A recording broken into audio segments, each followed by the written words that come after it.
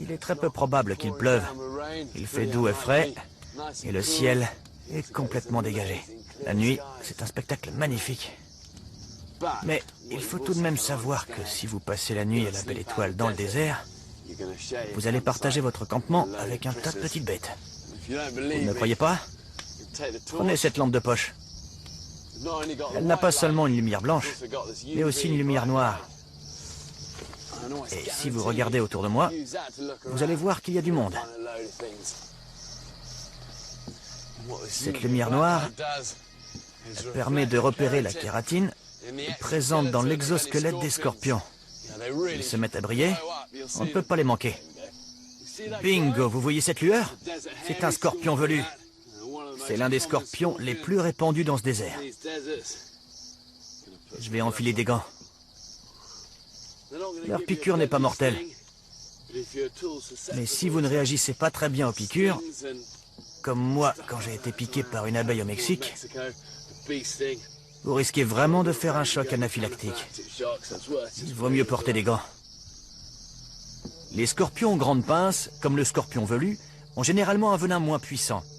Plus les pinces sont petites, et moins le scorpion peut s'en servir pour capturer et immobiliser ses proies. Le venin est donc plus puissant. Regardez comme son exosquelette brille à la lumière noire. Il est étincelant. Et voilà l'aiguillon au bout de la queue. Les scorpions les plus dangereux sont les plus petits, comme le scorpion écorce. Il y en a des tonnes ici. On va essayer d'en trouver.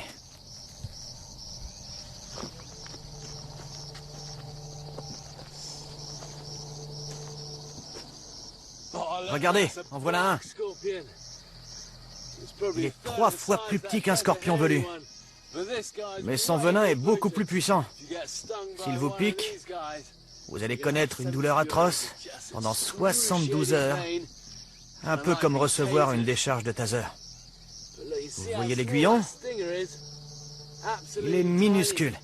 Et pourtant, son venin est très puissant. Les scientifiques se demandent encore aujourd'hui comment un aiguillon aussi petit et une quantité de venin aussi réduite peuvent donner une piqûre aussi puissante. Ils sont petits, mais il ne faut surtout pas les sous-estimer. On doit s'en méfier. On est à peine à 5 ou 6 mètres du campement et on a trouvé ces scorpions. Regardez, il y en a un autre. Il faut se faire une raison. Si on dort dans le désert, on dort avec des scorpions.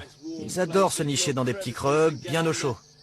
Ça peut être sous votre corps, comme sous votre tapis de sol. Le truc, c'est de rester près du feu de camp. Ils n'aiment pas le feu. C'est votre seule protection.